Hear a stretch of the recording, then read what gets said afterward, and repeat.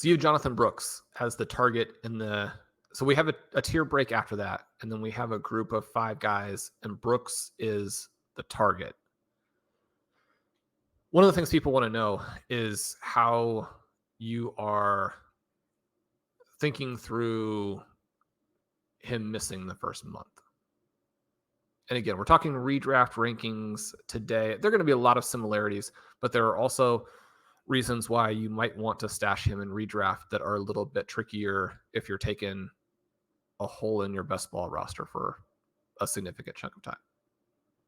Yeah, it's incredibly hard to figure out for, I think, the shallow leagues. I think this is a really big point. If you're in shallow leagues where you only have like 5 bench spots, which I hear a lot of subscribers are still playing in these leagues, and I always try to tell people, see if you can get the bench spots, expanded, especially now that we're in a 17-week season.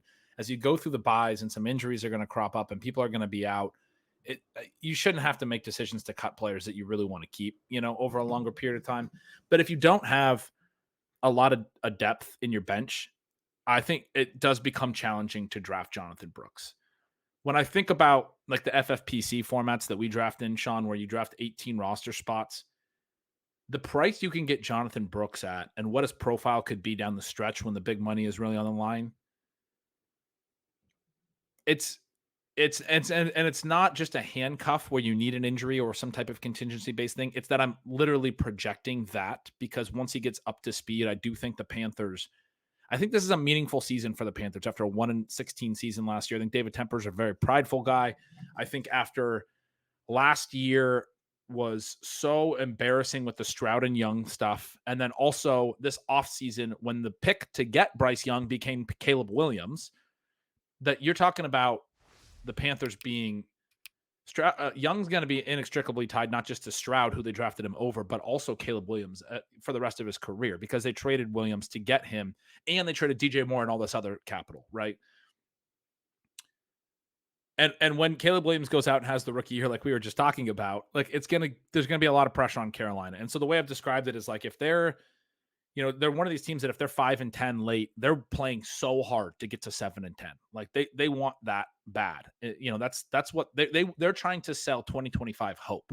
And I think that's part of why they took a running back in the second round when they have a lot of other needs and, an injured running back who is more of a 2025 and beyond play. But I think this profile is a profile that you're getting discounted. They got discounted in the NFL draft. You're getting discounted in fantasy drafts relative to what he actually is because he's rehabbing a November ACL tear, which makes sense. And it's very plausible that as he comes back and does get on the field in the second half of the year, you still have some of that, year one after an ACL tear rust kind of thing. But the guys that tend to come back and be really good quicker off an ACL tear, like a Breece Hall last year, tend to be really, really elite talents. They tend to be younger guys. It's hard for me to envision Jonathan Brooks not being a guy down the stretch who's making an impact on a little bit of an improved Carolina offense. The way that I projected it in my projections was we have Chuba Hubbard on the 60 side of a 60-40 to start with Miles Sanders. And then Miles Sanders gradually kind of is removed from the offense as Jonathan Brooks is ramped up at some point. And then Jonathan Brooks winds up on the 60 side and Chuba is on the 40 side from then on, except that Brooks, I think, has 65+%, possibility that they might really turn the offense over to him in the final 6 or so games, give him 70% of the touches and really go after some of those late season games. And again, with what his efficiency could be, what his profile is, it's just such clear back-weighted rookie production that you're getting at a discount where like you can build a 0 RB team and draft a guy that if healthy right now would probably be like a 4th round pick. And you're getting like another way I described it recently was if you were drafting in a league that was just week 10 on, I think he'd be a 4th round pick, right? But you can get him in like the 8th or 9th round as long as you can find the roster space to stash him until then. And that does get tricky with the bye weeks and everything. As you navigate the first half of the season, you need to be able to pick people up and all those types of things. But this idea that I would project him meaningfully higher if I was drafting for week 10 on and the first 9 weeks didn't matter, does make him a really unique piece to builds this year, right? Like, especially when you have the deep enough rosters, he's a guy I want to stash. He makes a Devin Singletary pick that much easier a couple rounds later. It's like, all right, well, I'll play Singletary until I'm ready to play Jonathan Brooks. And that's the scoring profile I would love to have at running back, right? Is like some stability early and then some upside late. He's a really unique piece. I don't know. I mean, am I understating the impact of trying to carry him for 10 weeks? And am I overstating the likelihood that he's going to get a ton of work down the stretch? The Brooks selection, I think, for Carolina is interesting because if he had gotten to finish healthy, as you say, we would be looking at it very differently. He would have been more expensive in the reality draft. Maybe they don't get him. At the same time, one of the things that I've been writing about a little bit as it relates to Dynasty, and I have my sort of 3 early round, wildly mispriced Dynasty startup players out right now. And it seems kind of crazy to suggest that there are 3 guys that are that badly priced so early, but I think that there are. But when you look at some of these running backs, it's so striking that you could get production later, but so much of what we're looking for is age 21 to age 25. And so when you're talking about guys who could truly be difference makers, you want them to be young as possible, and you just need them to be so clean, because losing a season like you lose with ETN really hurts not only him, but the team. Losing a season for Javonte Williams and then having, a compromised season, it hurts him and the team. We don't have to worry about as much from a redraft perspective this year, but looking at him here in FFPC redraft leagues, I want to note that Alvin Kamara is actually RB15 in this, which what? Then there's a lot of receiving points there possibly. But focusing on our guy here, that's ahead of JSN. It's ahead of Xavier Worthy. It's before you Chase finish Brown. this, where do I have to put him so it's not ridiculous? Like, I had him in RB40. Where do you want me to put him? I'll just put him wherever you tell me. Well, after Zamir White, before Blake Corum, 32. Is that?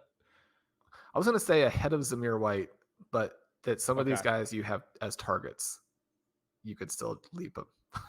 Oh, move Zamir White down? Okay. All right. Anyway, finish your thought. When we think about, so I think that he's potentially a good play. And he's a good play because you want to win, right? You're not trying to finish third in your league. You're not trying to finish, it sounds kind of silly to say, but you're not trying to finish 50th in the race. You're trying to finish number 1. Now, I think the first thing you want to focus on is that you want to win your league. And the tricky thing about the football is just it's not an incredibly long season. And so we do have to balance getting off to a reasonable start with scoring those points late. So for me, the question for Jonathan Brooks is not so much what he can do for you over the second half of the year, although if both Hubbard and Sanders are impressing to an extent in camp. And one of the problems I have with Brooks, I think actually both Hubbard and Sanders are better than people realize. And some of the problems that they have had just stems back to how unbelievably bad the offense was last year. And you put them in a decent offense and they're going to look like starting caliber running backs. And then you've got 3 starters on your team. Now Sanders is probably a little bit below that, but that causes some problems for second half of the season volume, where really for Brooks to, get to that like round 4 type of value, you need him to really take the touches, which again, he could. But when we're thinking about how you get off to the right type of start, JSN, Worthy, Chase Brown, Javonte Williams, those are the guys later in the same round. And Brooks is a little bit of a guy who, for me, is kind of like a QB selection, where I'm going to default to him and try and get him in situations where the board is flat.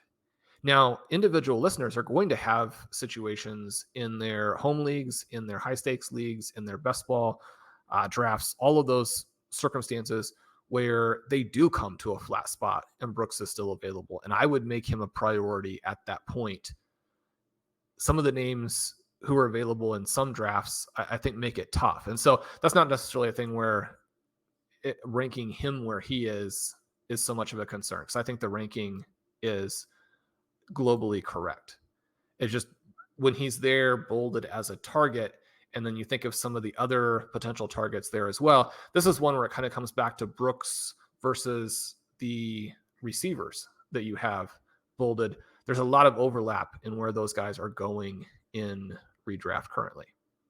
Yeah, it's a great point. I had him bolded as a target because he is so unique. And I think in like a lot of these home leagues and stuff where you can get other value, it makes a lot of sense to I mean, especially if you have the bench space, it makes a lot of sense to try to get access to him in addition to these other pieces. But you make very compelling points as well about the early season, objectives and the lack of certainty with the late season work. I mean, like I have him bolded ahead of other guys that I've bolded as targets like Raheem Mostert. And I mean, I probably feel better taking Mostert for the reasons that you talked about with the early, I love the idea of Raheem Mostert in my week 1 lineup at the price you can get him at. It's crazy. It's insane. We've talked about this all offseason. The guy that led the NFL in touchdowns last year is just free because people are so confident he's going to get hurt. Great. Let me get off to a fast start with a 0 RB build. Love it. I probably do take him over Brooks, but I would like to have them both. Raheem Mostert and Jonathan Brooks is just a perfect pairing, right? Like I'd love to be targeting both. Yeah,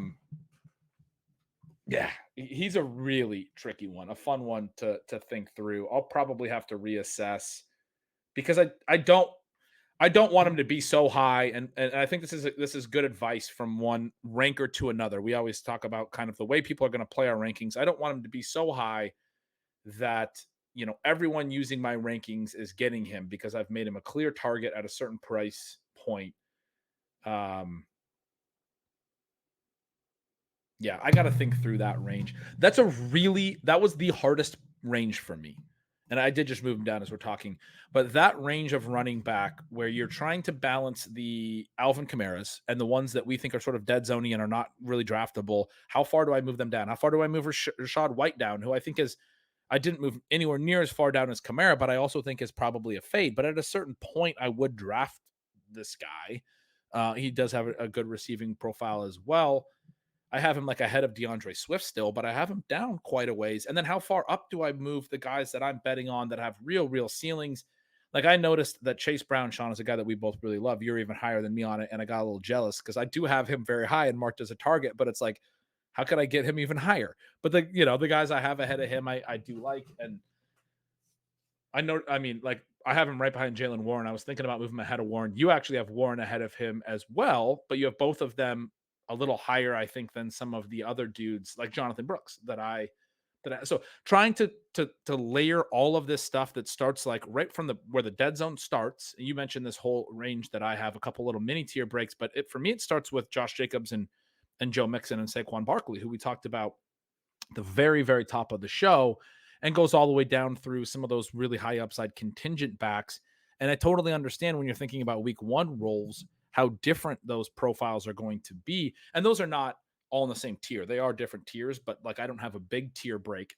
That to me is this whole range from the heart of the dead zone through to the end of the priority 0 RB backs in like round 12 or round 13. To me, that's like there's no big tier break there, even though the week 1 projections are very different throughout that range.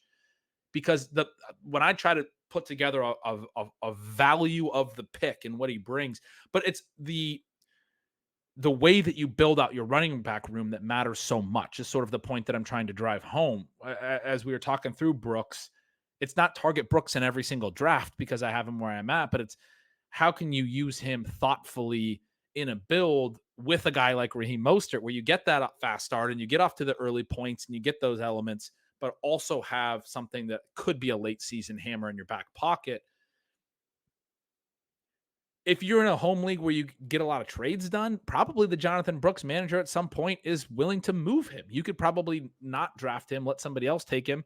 And then right when he starts to come back and isn't playing enough, that's when you trade for him. because they're like, oh, he's not actually going to be the guy I thought I was. I held on to him for 8 weeks and now he's playing 20% of the snaps. Because the idea still would be that it's going to ramp up and really be big in week 15, 16, and 17 when you need it to be. But that's a challenging bet to make in August. And I do understand that point. It's something that, this is part of why I like to write up the tiers in my newsletter as well, which I'll be getting to in the next couple of weeks, and for each position. And this is the kind of thing that I absolutely emphasize when I talk to the running back tiers, is how different the profiles are and what kind of bet you're making, and how I'm basically just valuing them similar, because even though they're completely different scoring profiles, and some of them are these upsides, like Chase Brown is this upside swing that also could have really limited usage if in the poor scenarios, although it's sounding increasingly like this dude's probably just going to beat out Zach Moss for the lead role in week 1. But there's seems like they did release the depth chart though with him as the number 2. Yeah, they put Zach Moss at number 1, so we'll see. Yeah, I mean, we'll see how that pans out. And then, like, Chase Brown versus Tyjae Spears is a conversation we've had throughout the offseason, Sean. And the way that I think through that is they're very similar, intriguing plays, except I think the way that Chase Brown's ceiling in his offense could manifest is so much higher than the way we just talked through what could happen with Spears in the Tennessee offense, because I'm down on that team. And so that's another element of it. We're talking about 95th plus percentile outcomes, but then trying to like get really hyper focused on what happens in those 5 percentile, cases. It's a really, really difficult area of rankings to rank and tier and parse. It's borderline impossible, if you ask me, to do right in a ranking sense. It's something where you have to talk through it the way we're talking through it, or you have to write about your tiers the way that I was just talking about writing about it, and really explain the intent behind it, because you can't just draft off a list and build a great running back room.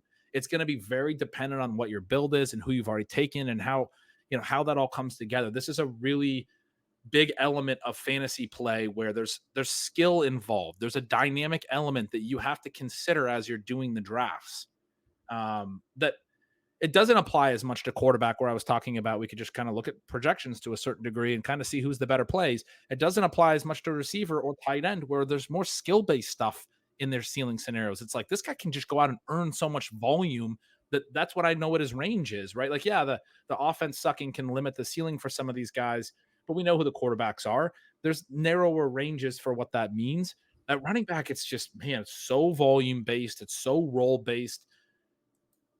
The ways that they can score and the different types of running back profiles that exist. It's the whole reason that Zero RB can succeed, because there's so many misunderstood elements to running back scoring in fantasy as it goes from week 1 to week 17, and how you can build. We've talked about the idea of a Frankenstein running back, and how, if you have like a Devin Singletary to play every week, but you get some spike weeks from a Cliff Benson and you start him those games.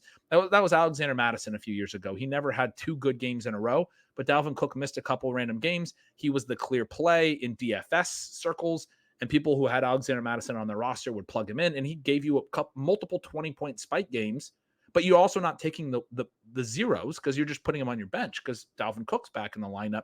So your running back is actually this, Devin Singletary type most of the weeks, but then it's the handcuff that's how I kind of think of Trey Benson. It's the Trey Benson, assuming he can give you 20-point upside like Madison, which is the other element of it, right? But you're like, if my RB2 is that guy, Devin Singletary, 14 weeks and 2 spikes from Trey Benson, how does that compare to, I don't know, Derrick Henry's profile, or you know what I mean? Like somebody who costs a lot more money. And that's the whole conversation at running back. It drives you nuts trying to figure out how to rank that, right? I think the main thing there is that, like you said, who you need at running back is dependent on other things that you've done in a way that is not necessarily the case at the other positions. I really like the way that you put that.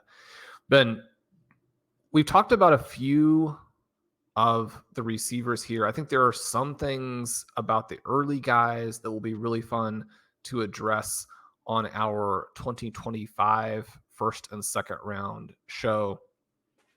There are maybe some late elements that will be fun to continue to work through and hit when we do some of our live drafting. we're already at the 2-hour mark. I kind of wanted to bring us over as we close and just discuss tight ends for a few minutes.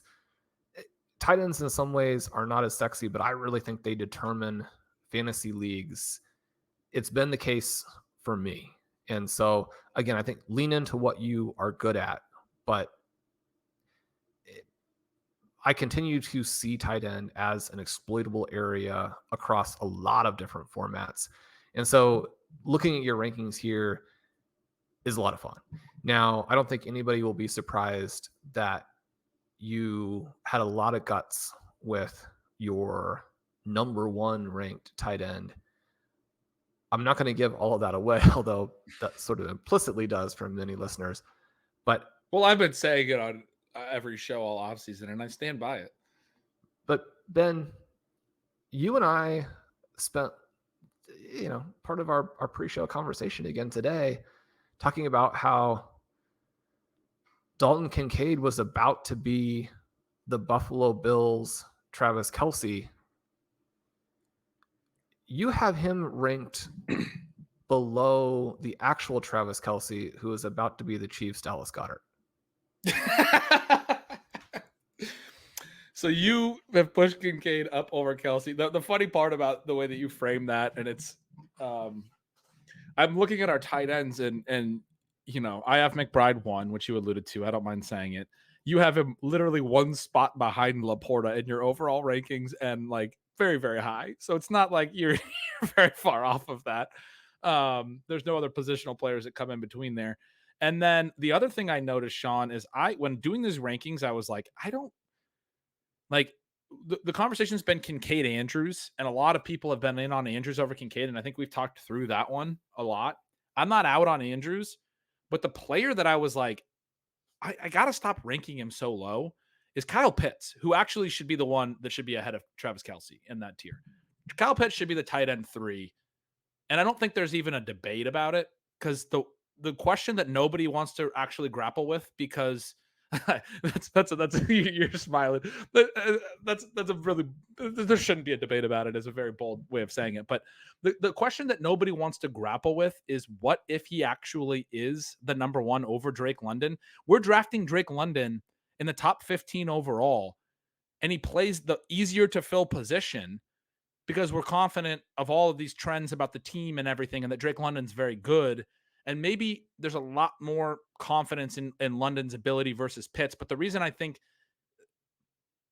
there's quote unquote not a debate about Pitts' ceiling is, all you have to do is think through, what if we're a little bit wrong on that? Because they've been talking in camp about loving Pitts. They put him in a dorm with all the quarterbacks. They're talking him up in all the training camp practices. He's running all these great routes. He's scoring all these touchdowns.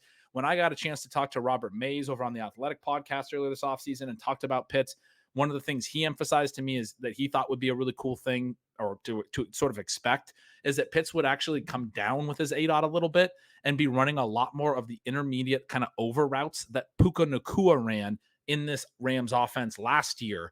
And I was like, oh, like that's what these in-breaking routes that Pitts, when you look at his highlights in college, he was taking slants, and over the middle routes and then busting them upfield because he's so athletic. In addition to all of that, they've used Pitts as a pure deep threat basically under Arthur Smith for a couple of years.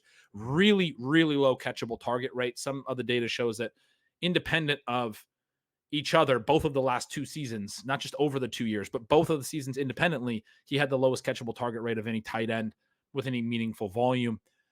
If they actually bring him into the short and intermediate range some and actually make him a focal point of the passing game, why can't he be on par with London, or even the guy above London, which was something we talked more about a couple of years ago, before all in the fantasy community being like, well, we can't really talk about Kyle Pitts' ceiling anymore because it's really gone poorly the last 2 years. I mean, I'm back to this point, Sean, where I'm like, I don't have a problem talking about his ceiling and talking about the fact that he's probably the more talented, like physically than Drake London.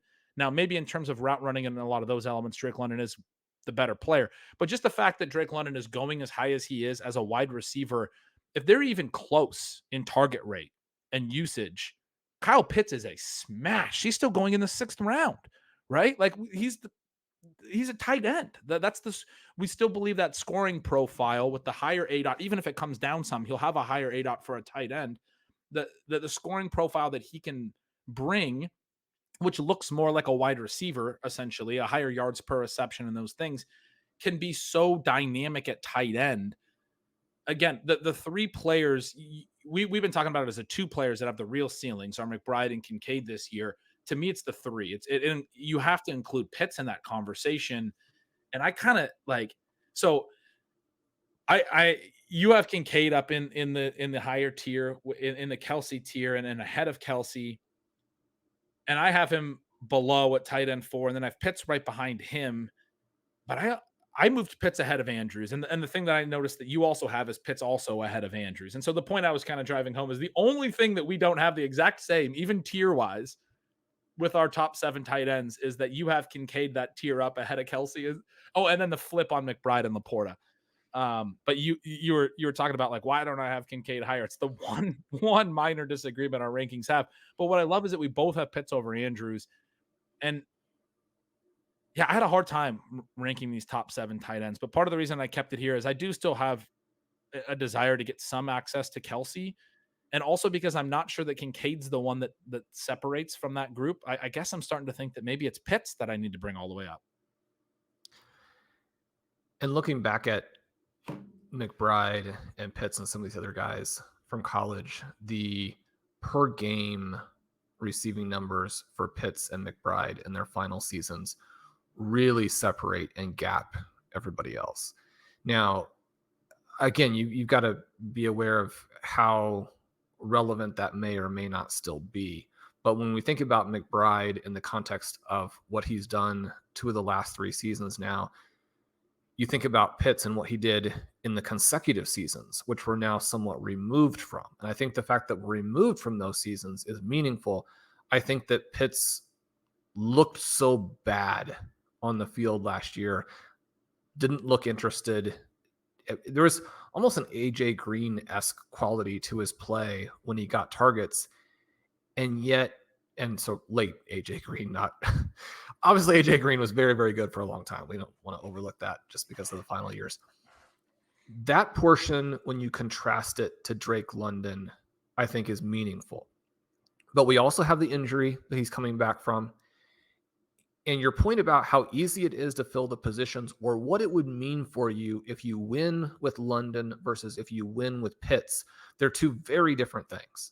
Mm-hmm. And so if you see these guys as being similar, that's one of the cases I think that people are maybe overlooking a little bit as well with McBride and Harrison in terms of how likely you are to win and what do you get when you win when you're drafting those players. With Harrison, I think you still have this potential for just an obscene eruption that probably you don't get from a Drake London.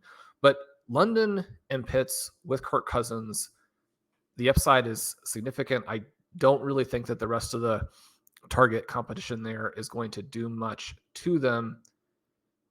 So I'm not out on London. I'm actually very in on London. I'm just sort of checking myself, like, how reserved do I want to be on the Kyle Pitts disappointment from the last few years? And what I've come to is like, basically F it. Like, we play this game for upside, Shawn. Like, I'm Martingale and Kyle Pitts. Yeah, I think that the question you have to ask when you're working through that is how much of your ranking on Kyle Pitts, if you're moving him down from where you think he really should be, it's like how much of it is just not wanting to live through it again.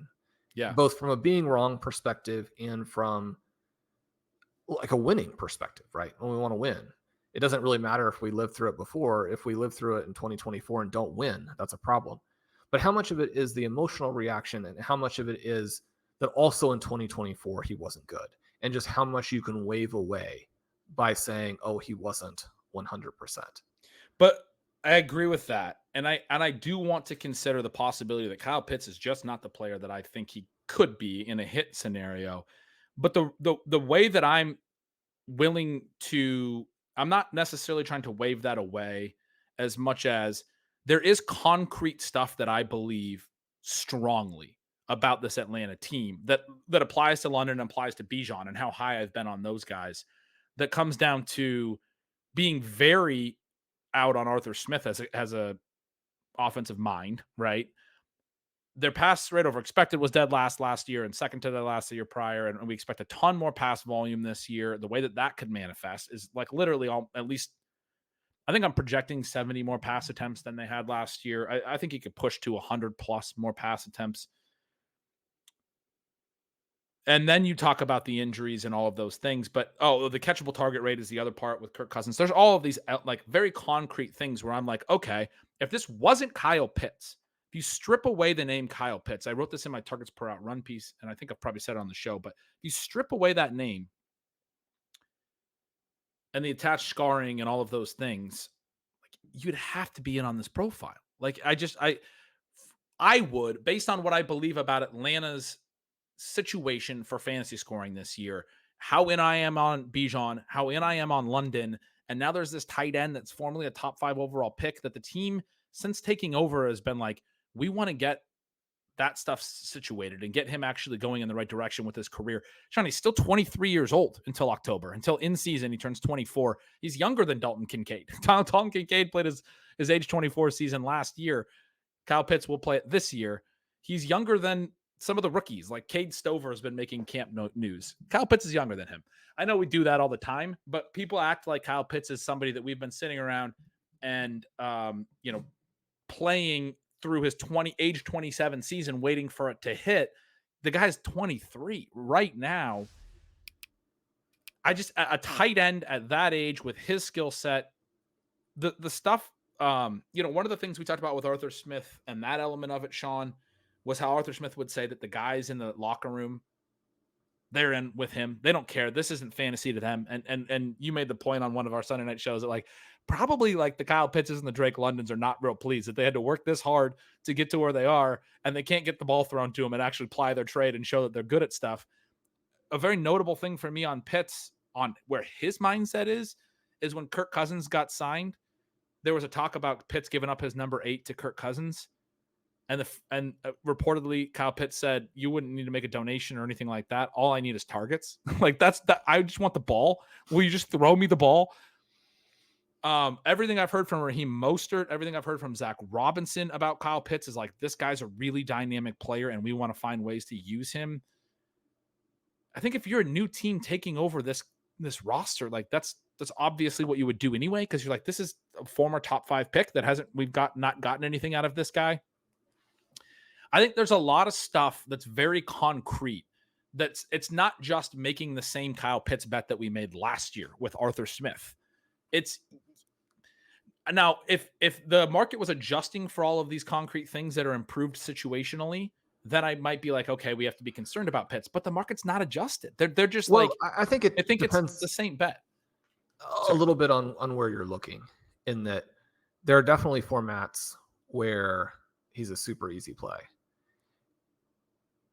As we look to redraft, it's kind of a weird deal where he may actually end up being more valuable to people in non-tight end premium, because in tight end premium, all of these elite guys get boosted and a little bit again compressed.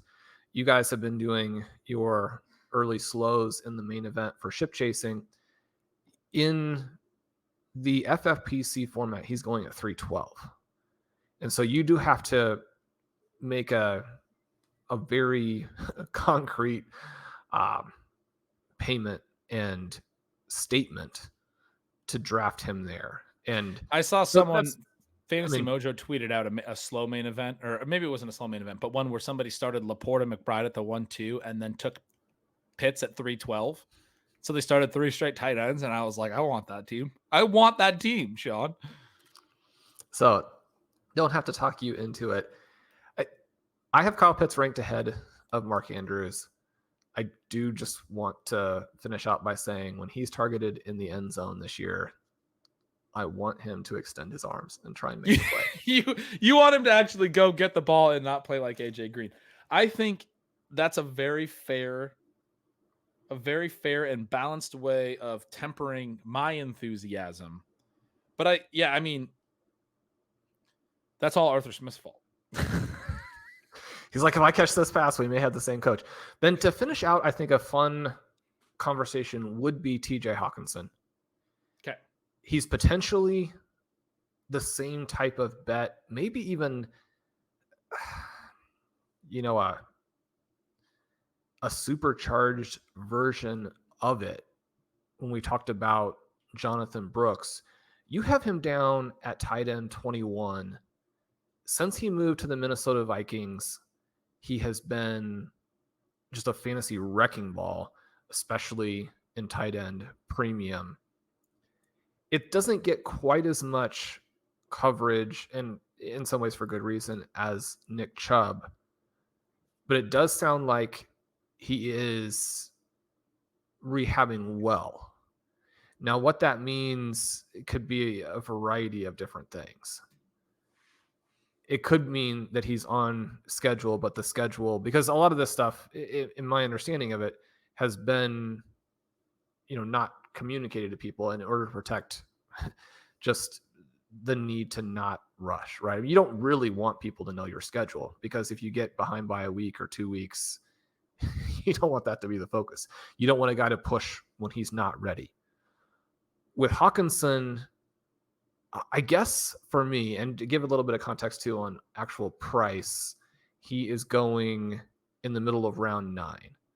So still ahead of Jordan Addison, still ahead of Jordan Love, ahead of guys like Dalton Schultz and Cole Kmet. But for me on TJ Hockenson, if he played the fantasy playoffs, I might be willing to pay that price. How are you thinking through, any information or thoughts that you have on the likelihood that he plays and what you would need to get out of him in order to feel like he would justify what are still, pretty enthusiastic prices? Yeah.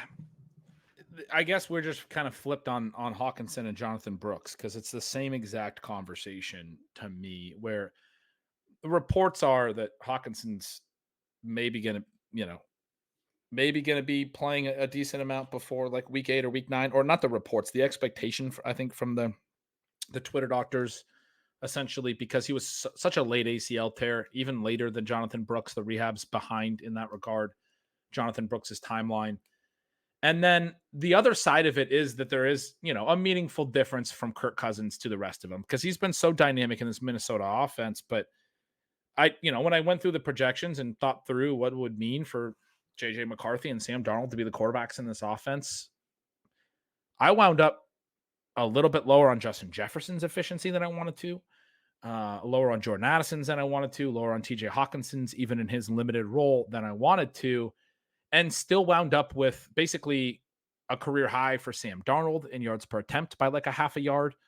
Maybe not a career high, but over his career number, because he's had some partial seasons. Over his career number, which is like he's over 7 yards per attempt in my projections. I think his career number is like 6.7 or something. And I just did the same. Sometimes I try to tweak the efficiency between the two quarterbacks, but I just did the same efficiency for McCarthy. I guess there's a possibility that McCarthy is meaningfully better than Darnold, or that I'm underestimating how much of a career season Darnold could have under Kevin O'Connell, or whoever ends up playing. Sounds like Darnold's going to start and maybe meaningfully, play meaningfully in the season. I've seen some people who are kind of in on Darnold that have suggested that he might play multiple months into the season, the way that the Vikings are talking about it. And so when you get into like the projection element of it, and you try to cross-reference the final results, and you're like, man, I'm projecting Sam Darnold to do stuff that he's never done as a quarterback, even under Kyle Shanahan, because he's just not very good. Maybe he can do that. Maybe Kevin O'Connell can coach him to that. Maybe he's finally ready for that.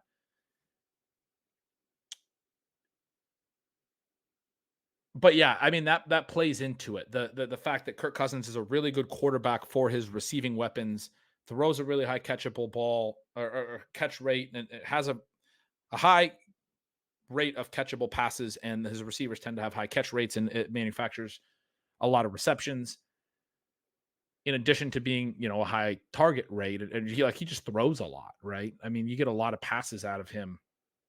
His offenses the last few years have been really aggressive in overall pass volume. Some of the underneath stuff that he'll take then just adds extra pass attempts because of it. It's just like a Kirk Cousins offense thing, which gets back to why I'm so excited about, Pitts and the Falcons. And I think there could actually be a lot more volume in that pass game than we think about. But Yeah, it's for me with Hockenson, I could be swayed that I should move him 10 spots up, but it's purely a difference between, or it's purely a balance between when I think he's going to play, and then also trying to factor in that the scoring range when he does come back might not be what we're expecting, which is basically the same conversation we had when we were talking about Jonathan Brooks, right? Like, is the scoring range late worth the investment now and the hold all season? You just suggested that maybe it is in these tight end premium formats. I guess I would suggest that, especially for most home leagues and stuff, I'm thinking through it like you just don't draft him because he's probably not going to get taken. And so In shallower leagues that don't have premium, he could easily end up back on waivers. Right. That's what I'm, and I do, I do PPR ranks and not necessarily explicitly tight end premium, but I do think Hockenson makes more sense as a stash in a tight end premium format like FFPC. So if I was explicitly doing that, I could see moving him up as well. But yeah, I think I would just rather try to make a different bet at the position later that could gain a lot of value by the time Hawkinson's back and be this year's big breakout tight end. And then if I don't think Hockenson can score in a top 5 way with these quarterbacks, I especially don't want to wait that long.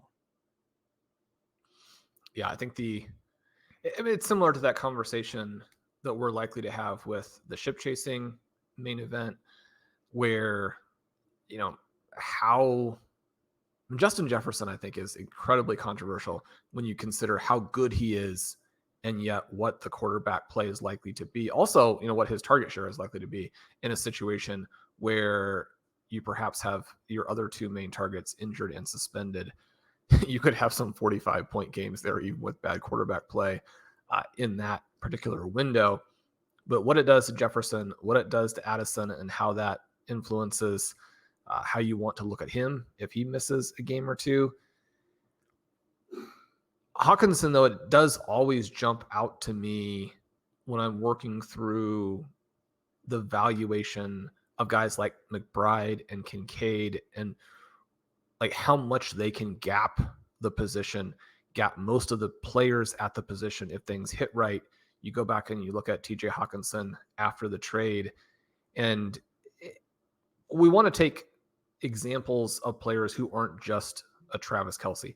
And one of the reasons that I'm so confident in the elite tight end plays working is that it hasn't just been Kelce, even though he's the most far out version of that in the last several years. But you had a time frame a few years before that where you're talking about Kelce and Goddard and Kittle and even like a Darren Waller. You have some years in there where I shouldn't have said Goddard, a Zach Ertz, right? And before that, you have a Rob Gronkowski. And Hawkinson's ability to score in the Viking offense has been pretty extreme. And so then the questions go back to, how much are you going to lose with those quarterbacks? So I think that it's very relevant and something you want to balance again when the price is difficult. I mentioned some of the players who he's actually going ahead of in FFPC drafts and what that means to you. It can perhaps push you to make sure you have tight end addressed. Certainly, if you're going to let it go, there are some interesting names, and you have some of these players bolded as sleepers. I like that. Ben, this has been a blast. Anything else we need to hit on here as we close up? No, I mean, we could do 5 more hours right now and just keep talking about every player, but I think we've covered quite a few names. This is a fun thing. We haven't, I don't think, ever really done this format of show before, Shawn, where we did like a rankings discussion and compared our notes. It's a really good show to lay the groundwork for the show you alluded to that will be coming soon enough. Maybe we'll do it next week. I don't know, but the projecting the 2025 first and second rounds. And so now we've had some fun conversations about the 2024 redraft landscape that help lay some of the groundwork there. We do tight end premium in that, Shawn. So maybe I'll have Kyle Pitts sneak into my first and second rounds. Who would, I mean, he's been in my first and second rounds probably every year, and he's never actually made it there. So or at least since that year that, year 2, he was that high. So who's going to stop me? I got to make those decisions, right? And so we'll have a fun time. I'll have to dig in and see if I truly believe that take or not, but we'll have a fun time preparing for that. You mentioned he's going 312 right now already in tight end premium. There's a lot of tight ends in the second round. We'll probably be talking about this young tight end group when we do that show. Plenty, as well as all the other positions and how we think the sport will evolve, or our hobby will evolve, how the wide receivers and running backs will evolve. And I'm excited to do that one. And so this was a fun conversation to lay that groundwork. It was. So that'll be this full version of Stealing Bananas for the week, the rankings episode. I'm Shawn Siegele. With me, as always, is Ben Gretch. You can follow at Yards Per Gretch, at Stealing Signals, at Stealing Lines. He's been having a blast with his new Stealing Signals YouTube. Make sure you get over and subscribe to that. Help him get to 3K. As we've mentioned throughout the show today, his Stealing Signals newsletter is where you can find not only the rankings, but the discussion of them, which helps you get ready for your personal drafts.